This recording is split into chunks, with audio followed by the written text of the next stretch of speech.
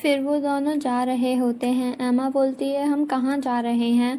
योहान कहता है, यहाँ से निकलते हैं पहले, बट उससे पहले और उसके कपड़ों से कुछ निकाल के बोलता है, सॉरी, ये मैंने तुम पे पहले लगा दिया था। ये एक ट्रैकर है जो मैं अपनी कैट के लिए यूज़ करता हूँ। पहली बार मैंने तुम्हें लक की वजह से ढूंढा था। फिर दोनों एक जगह आ जाते हैं। योहान एक कार का लॉक तोड़ के उसमें बैठ के बोलता है, तुम किसका वेट कर रही हो, अंदर आओ।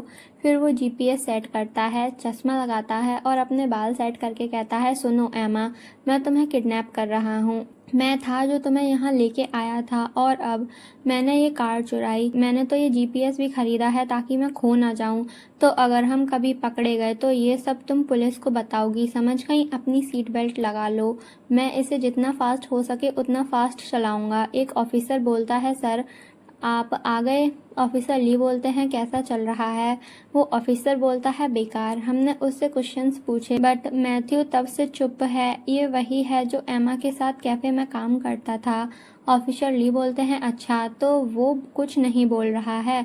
पीटरसन बोलती हैं, वो लॉयर को भी नहीं बुला रहा है, तो हमें नहीं पता उस सस्पेक्ट को कैसे अप्रोच करें। ऑफिसर ली बोलते हैं, ये काफ़ी इम्पोर्टेंट सिचुएशन है, हमें उस लड़की को बचाना है। पीटरसन, एलिक के साथ स्विच कर लो। अगर उससे सच बुलवाने के लिए थोड़ी बहुत जोर जबरदस्ती करनी पड़े तो तुम्हें मेरी इजाज़त है। पीटरसन बोलती हैं, यस सर, और बोलती हैं, चलो स्विच करते हैं। जिसे देख के मैथ्यू थोड़ा चौंक जाता है। पीटरसन बोलती हैं, हे, मैंने देखा तुम्हारे एक्सप्रेशन बदले जब मैं अंदर आई रूम में, तो इसे छुपाने की कोशिश मत करो। मैथ्यू बोलता है, कुछ नहीं, आप बस किसी की तरह लग रही थी जिसे मैं जानता हूँ। पीटरसन बोलती हैं, मैं किसी की तरह लग रही हूँ जिसे तुम जानते हो?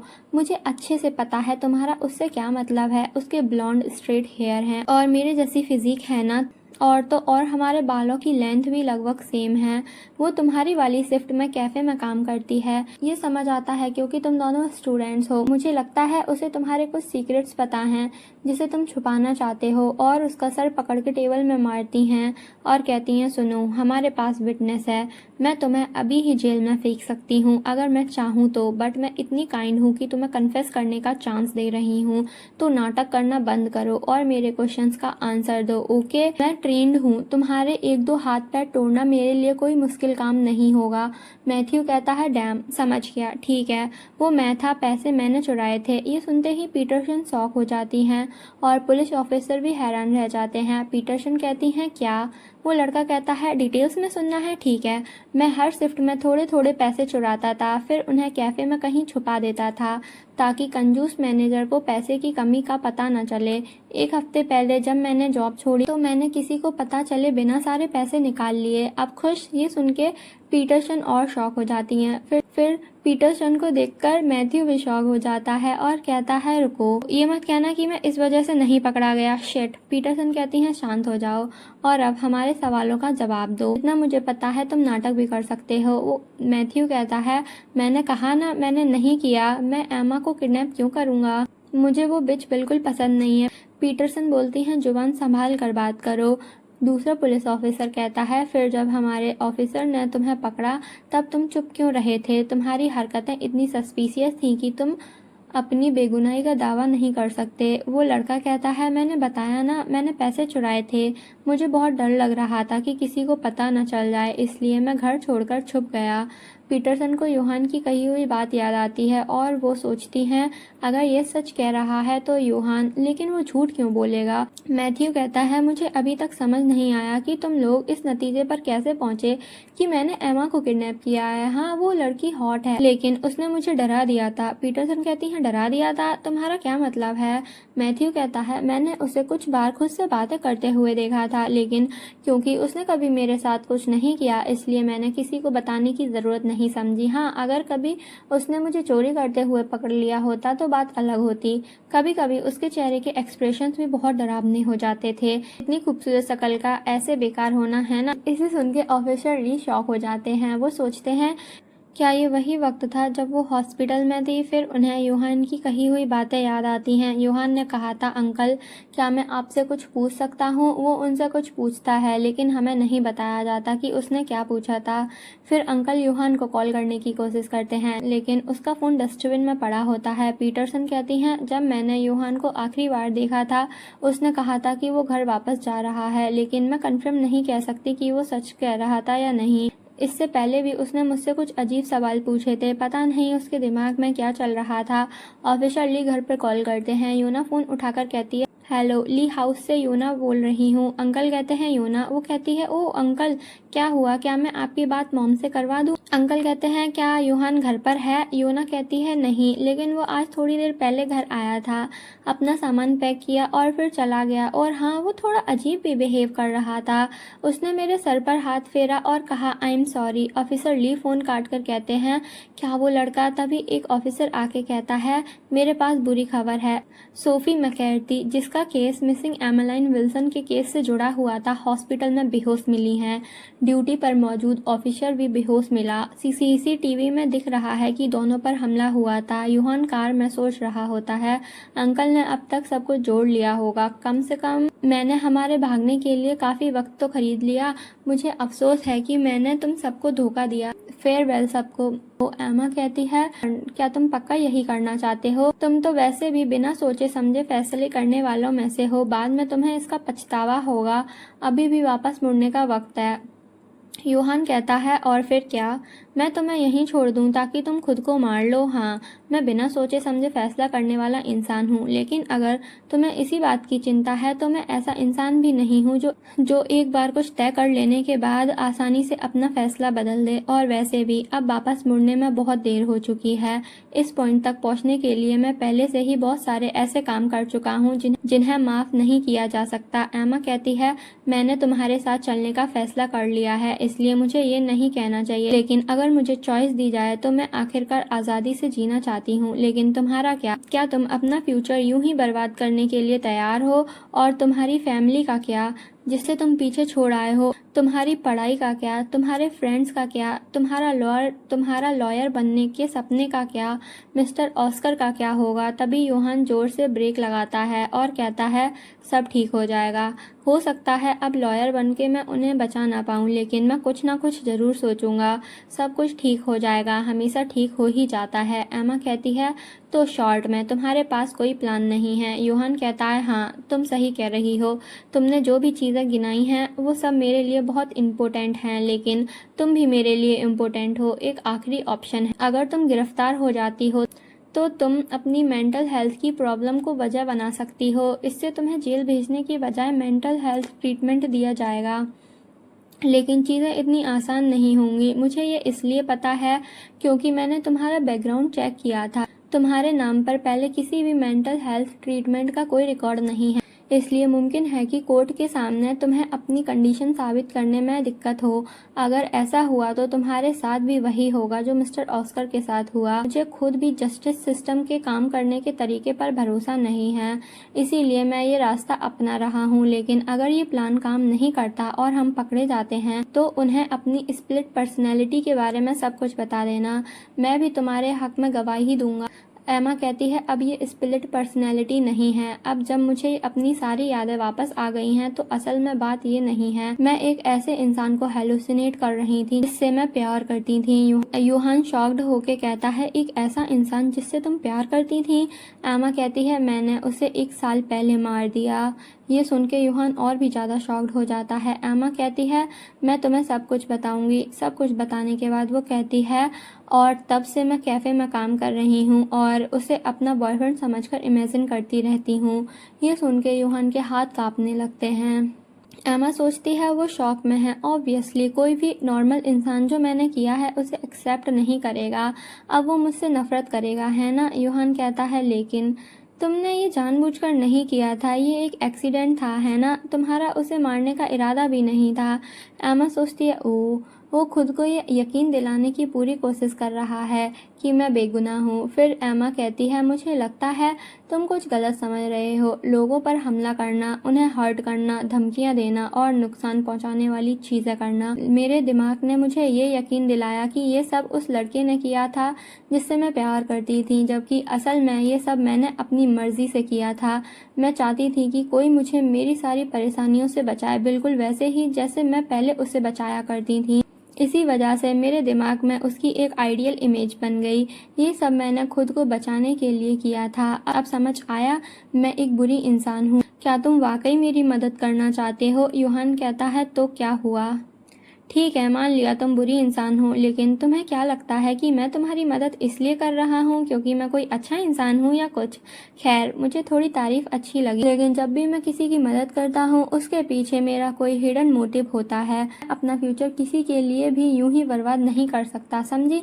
अच्छा काम था ना? मेरे अंकल को भी लगा था कि मैं जस्टिस के साइड में हूँ, इसी वजह से उन्हें धोखा देना मेरे लिए आसान था। चलो अब मैं तुम्हें बताता हूँ कि मैं इतने टाइम से तुम्हारे पीठ के पीछे क्या कर रहा था। फिर देखते हैं उस वक्त का सीन जब योहान, एमा और ब्रायन के साथ कैफे में था।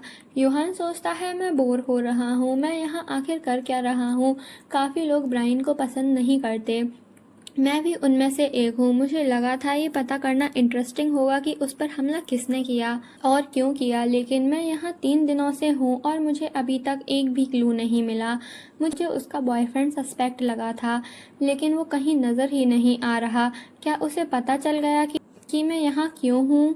अगर मैं एमा से उसके बॉयफ्रेंड के बारे में और पूछूंगा तो उसे अजीब लगेगा, और अगर मैं बाकी स्टाफ से पूछता हूँ तो उन्हें मुझ पर शक हो जाएगा।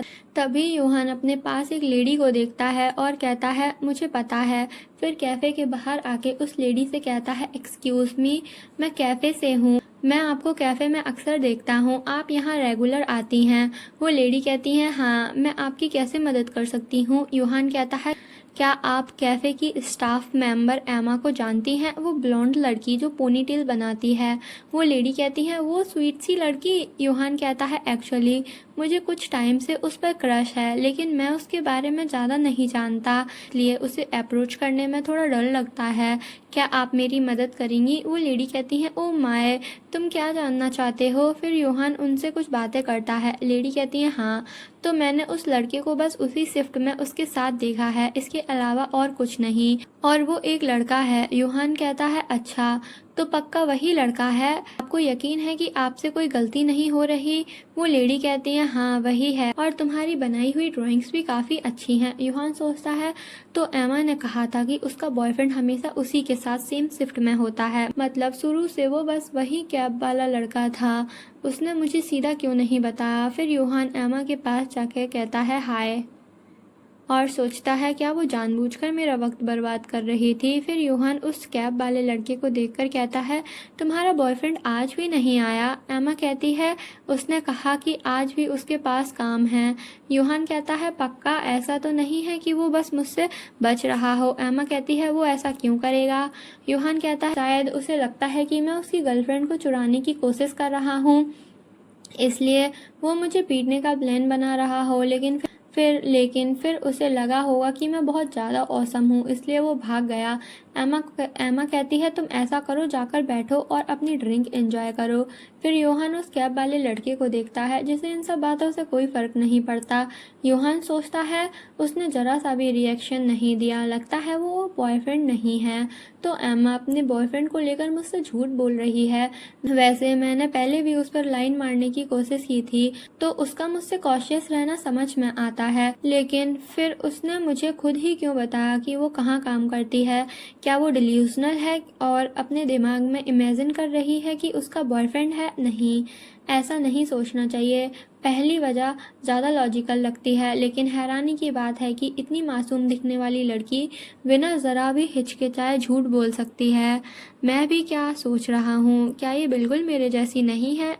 एमा विल्सन को लेकर मेरी क्यूरियोसिटी और भी बढ़ गई, इसलिए मैंने उसका बैकग्राउंड चेक करवा लिया। अंकल ने कहा था कि वो सिर्फ वही इन्फॉर्मेशन दे सकते हैं जो पब्लिक में अवेलेबल है, इसलिए जो कुछ न्यूज़ में था वो सामने आ गया। जॉर्ज बैरेंटन अपने घर में मरा हुआ मिला। मौत की वजह दिल पर लगी गंभीर चोट और खून बह जाना बताया गया।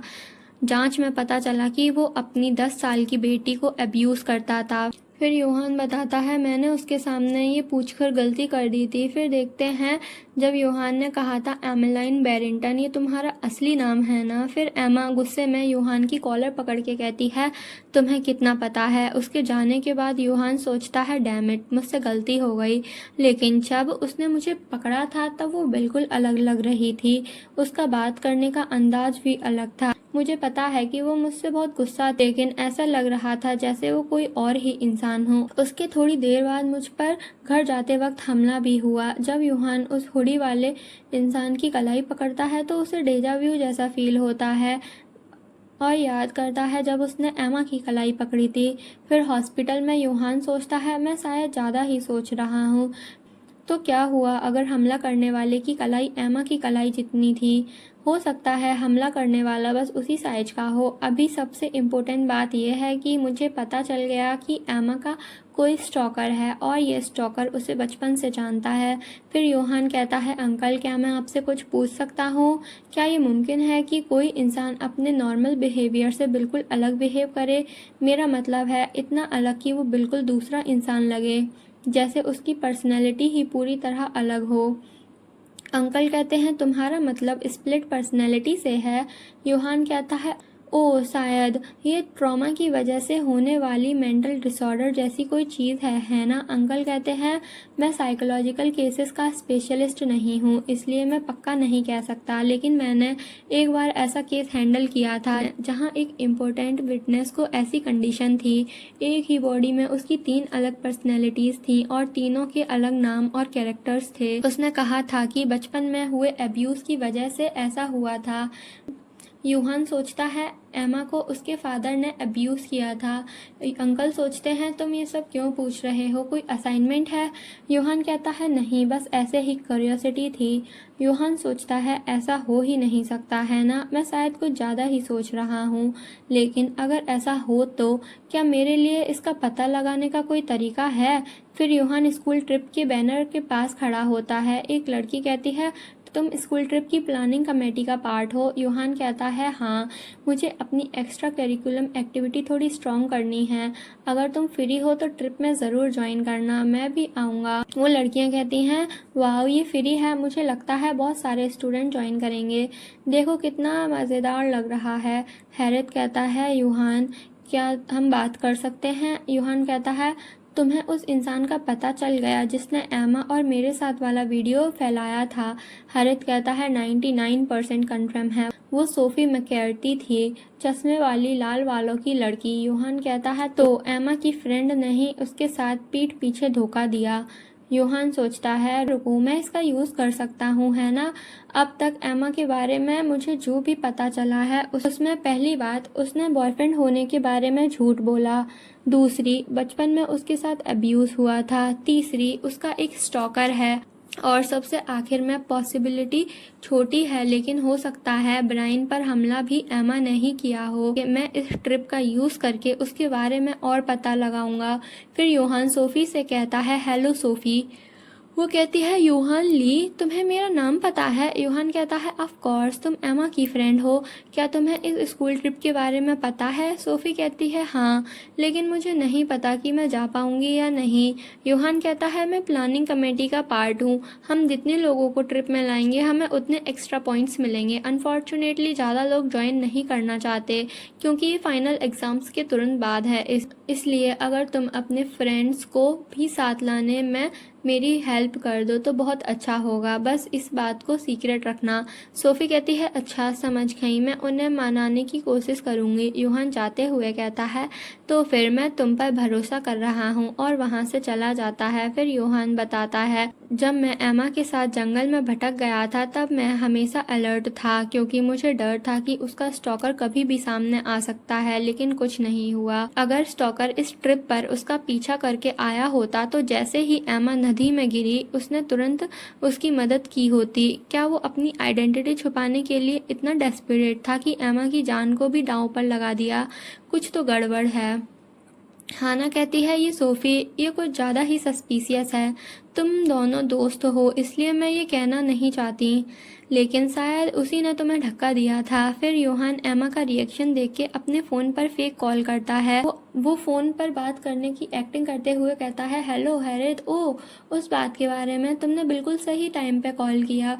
फिर एमा से पूछता है, तो एमा अब तुम क्या करोगी? एमा कहती है, मैं उसकी वजह सुनना चाहती हूँ। योहान कहता है, समझ गया, उसके लिए मेरे पास एक परफेक्ट प्लान है। योहान सोचता है, प्लान के मुताबिक सोफी को रात 9 बजे तक अकेला छोड़ दिया जाएगा। अगर एमा का स्टॉकर इस ट्रिप पर है तो सोफी को नुकसान पहुंचाने का ये उसका इकलौता मौका होगा। इस बीच में एमा पर नजर रखूंगा, लेकिन उस दौरान सोफी के साथ कुछ नहीं हुआ और हमसे सामना होने के बाद वो भाग गई थी। और फिर जब मैंने एमा को अकेला छोड़ा तभी सोफी को चोट पहुंची। सुसाइड नोट को देखकर योहान सोचता है, इसकी हैंडराइटिंग एमा की हैंडराइटिंग से मिलती जुलती है। फिर पुलिस को कॉल करते हुए सोचता है, अगर मेरा अंदाज़ा सही तो जिसने सोफी को चोट पहुंचाई। लेकिन जैसे ही पुलिस का फ़ोन उठता है योहान को अचानक कुछ समझ आता है। वो फ़ोन वहीं छोड़कर भाग पड़ता है। योहान सोचता है, इडियट, अगर मैं अभी पुलिस को बुला लूँगा और उन्हें एमा के खिलाफ कोई सबूत मिल गया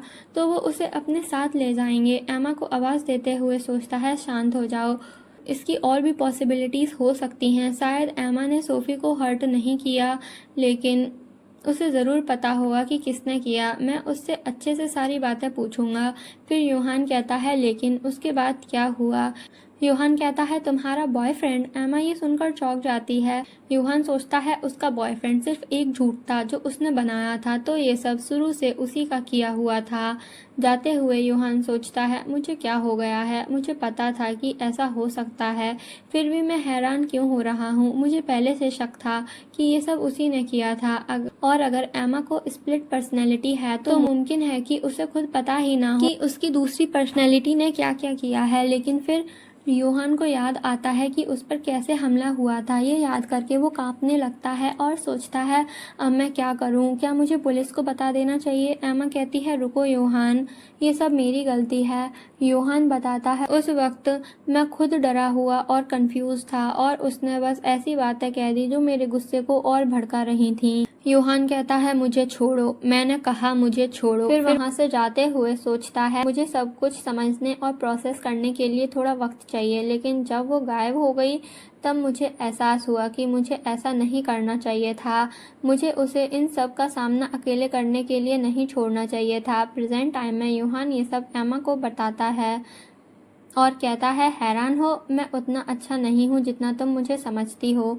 मैं अपने गोल्स अचीव करने के लिए लोगों को यूज़ करता हूँ, झूठ बोलता हूँ, लोगों को मैनिपुलेट करता हूँ, धमकी देता हूँ, ब्लैकमेल करता हूँ और दूसरों की ज़िंदगी को दांव पर लगा देता हूँ। क्या तुम सच में सोचती हो जो जस्टिस के साइड होता है वो ये सब कुछ करेगा? मैं लोगों की केसेस सॉल्व करने में मदद करता हूँ ताकि अपनी स्किल्स डेवलप कर सकूँ और मिस्टर ऑस्कर को बचा सकूँ। लेकिन जब मैं पहले पुलिस डिपार्टमेंट में था तब मुझे अचानक एहसास हुआ था कि मुझे असल में इस बात की परवाह ही नहीं है कि मिस्टर ऑस्कर ने लोगों को मारा है या नहीं। मैं फिर भी उन्हें उस जेल से बाहर निकालूंगा। मुझे कॉन्सिक्वेंसेस की ज़रा भी परवाह नहीं है। मैं इतना सेल्फिश हूँ, जस्टिस जाए भाड़ में। मैं ये सब सिर्फ उन लोगों की मदद करने के लिए कर रहा था जो मेरे लिए इम्पोर्टेंट हैं। और ये पार्ट यहीं पे ख़त्म होता है और ऑथर ने एक नोट दिया है, उसमें बताया जाता है एमा को स्प्लिट पर्सनैलिटी नहीं बल्कि डिसोसिएटिव आइडेंटिटी डिसऑर्डर है। ऑथर बताते हैं, एमा का एग्रेसिव बिहेवियर किसी मेंटल डिसऑर्डर की वजह से नहीं है, उसके फादर की मार की वजह से एमा में एग्रेशन डेवलप हुआ। यहाँ तक कि उसका एक टिपिकल मूव पीछे से अटैक करना भी उसने अपने फादर से सीखा था। चलो, और ये ऑथर नोट भी यहीं पे ख़त्म होता है। चलो मिलते हैं नेक्स्ट पार्ट में, तब तक के लिए bye bye, thanks for watching.